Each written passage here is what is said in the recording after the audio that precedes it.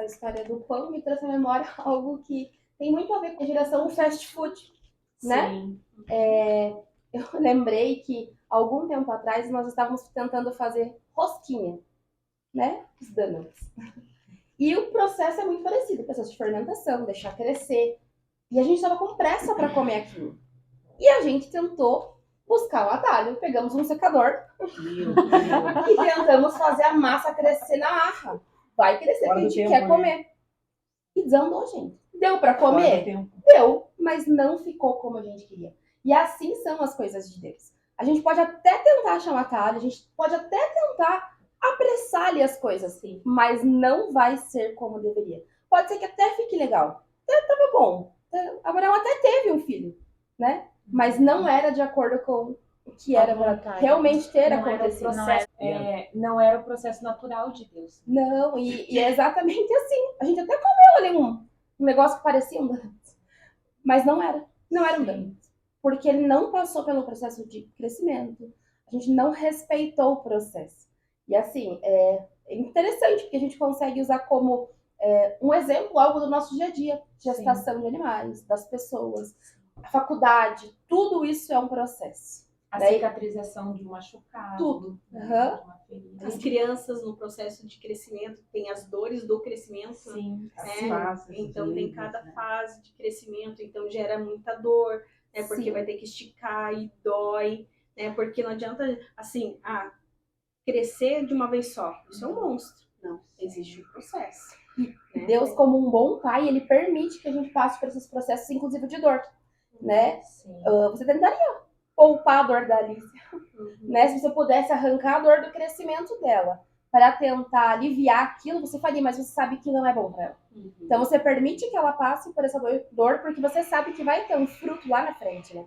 Então Deus é nessa mesma posição. Ele sabe que tá doendo, mas ele sabe que vai ser bom, que vai trazer resultado. Então ele permite que a gente passe pelas dores, pelos processos, né? Então, verdade. É um amadurecimento, né? Literalmente. Um amadurecimento. Se a gente for ver até a gestação, né? Sim. Para cada tempo, para cada mês, há algo desenvolvendo no bebê, né? Até que a placenta esteja madura para que possa nascer. E até que o corpo da mulher também se molde para que o bebê possa vir, né? De uma forma natural. Eu me venho nesse negócio do processo, do propósito, da história de José, sempre. Porque se ele soubesse tudo que ele ia passar, eu acredito que ele não conseguiria viver. Verdade. Mas ele teve um sonho, e o sonho se cumpriu, mas não foi de um dia para a noite. Teve um tempo. Teve um processo. E muitas vezes nós queremos que o nosso processo seja rápido. Mas nós precisamos estar preparados para aquilo que Deus tem para nós. Então, o José teve que passar todos os processos dele para poder reinar lá no final.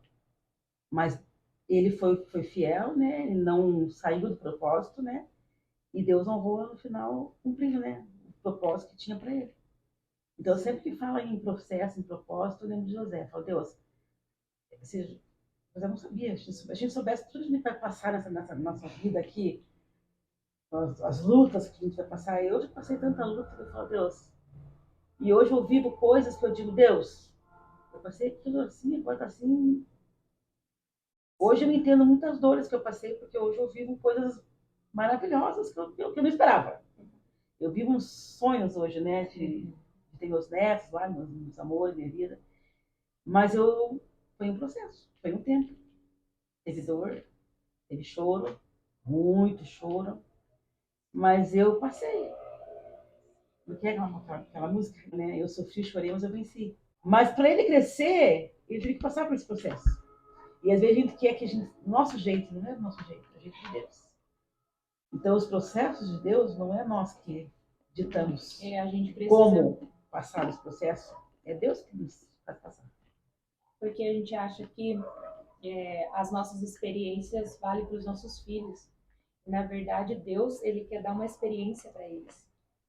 Né? Assim como Deus permite nós passarmos por experiências, ele quer dar experiência para os nossos filhos. Então, tem processos que não adianta a gente querer pular, né? Antecipar ou tardar. E a gente quer poupar. Sim. Quer poupar o filho, quer poupar o marido. de passar uma dor, de sofrer, mas nem Deus Tadinho poupou mesmo. seu filho. Eles vão gerar o testemunho deles. E até mesmo na passagem que a Bal falou de José, como seria José se ele saísse sendo preferido do seu pai e fosse direto para o governo do Egito? Talvez insuportável. Insuportável. Né?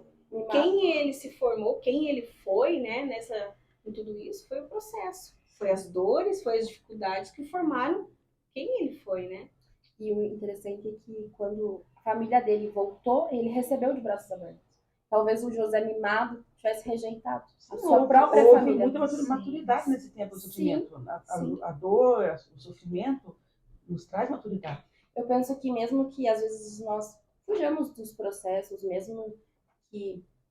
E isso não é o aconselhado de forma alguma, mas mesmo que às vezes a gente desvie de alguma maneira do caminho, Deus ele é tão misericordioso que ele não desperdiça nem o nosso erro. Porque ele usa o nosso erro para nos ensinar. Às vezes em meio à dor, ao sofrimento. Costumo brincar que mesmo arrancando pedaço. Ele usa isso para o nosso crescimento. Então ele é um Deus que não desperdiça as oportunidades, né? E ele não desperdiça nada mesmo. Você nunca perde. Nunca perde. Né? Às vezes... Ele é aquele que reverte a maldição em bênção. Sim. Exatamente. Né? Isso foi algo que eu vivi na minha casa, né? Em meio a alguns dos meus processos, Deus me trazia sempre a passagem de José, né? E eu não entendia, eu não conseguia colocar isso no momento em que eu estava vivendo, né? Até que um dia eu cheguei para minha filha, depois que eu já tinha passado por alguns processos, né? E conversando com a minha filha, ela chegou para mim assim e falou assim: mãe, você me ensinou muita coisa, mãe. Eu falei, sério? Né? Que coisa boa! Ela falou assim: hoje eu sei aquilo que eu não devo fazer. Ou seja, para o aprendizado, para o amadurecimento da minha filha, né, Deus permitiu com que ela visse aquilo e gerou amadurecimento nela. Ou seja, os meus erros geraram algo nela. Né? Então, assim, eu sei que ela não vai cometer os mesmos erros que eu cometi. Então, alguma coisa de bom saiu daquilo. Além do meu próprio amadurecimento, né? Além daquilo que eu aprendi e daquilo que hoje eu posso ensinar. Ó, eu já fiz isso e deu ruim. Então, faz diferente. Então, eu tomei isso para mim. E os meus filhos hoje vivem isso, né? A questão da sabedoria e inteligência, né? Eles não vão precisar passar pelo que eu passei, para que eles possam viver diferente, ter uma vida diferente. Tem uma frase que diz exatamente isso, que fala que pessoas inteligentes aprendem com o próprio erro e as sábias com o erro dos outros. E isso é uma verdade, né? Então, às vezes a gente pensa que os nossos erros servem apenas pra gente, mas às vezes eles servem, às vezes nem para os nossos filhos, mas para pessoas próximas. Às vezes eles servem sim de exemplo para alguns. Sim, né? Então... Sim. E é algo, um dos meus últimos processos, né, que foram alguns, foi algo que eu não conseguia aceitar, por isso que gerava tanto sofrimento em mim, né? Porque eu falava para Deus, eu não pedi para viver tudo aquilo que eu vivi. Eu não pedi para que acontecesse tudo aquilo que aconteceu na minha vida, né? E Deus falou isso para mim, foi muito claro, foi muito nítido, né? O momento que ele falou assim, mas isso é para abençoar outras vidas. Eu falei, como que eu vou falar de algo que não aconteceu na minha vida? Você não viveu. Como que eu vou falar que Deus pode fazer se na minha vida ele não fez? Aí foi onde Deus me falou muito claro, mas você sabe aquilo que você não deve fazer. E isso você pode ensinar. Exato. Sim. E aí volta ao fato de que Deus é um Deus que não desperdiça nada. Exatamente. Né? E foi bem essa palavra que eu... Pode ler. Eu acho que é bem isso mesmo. Em Eclesiastes 3 diz: tudo tem o seu tempo determinado, e há tempo para todo propósito debaixo do céu. Há tempo de nascer e tempo de morrer, tempo de plantar e tempo de arrancar o que se plantou, tempo de matar e tempo de curar, tempo de derribar e tempo de edificar, tempo de chorar e tempo de rir, tempo de prantear e tempo de saltar de alegria, tempo de espalhar pedras e tempo de ajuntar pedras, tempo de abraçar e tempo de afastar-se de abraçar, tempo de buscar e tempo de perder, tempo de guardar e tempo de deitar fora, tempo de rasgar e tempo de coser, tempo de estar calado e tempo de falar, tempo de amar e tempo de aborrecer, tempo de guerra e tempo de paz. Então espere um pouquinho, nós temos a nossa terceira parte e amanhã é o nosso culto de mulheres às 8 horas na nossa igreja Templo de Adoração. Você é a nossa convidada.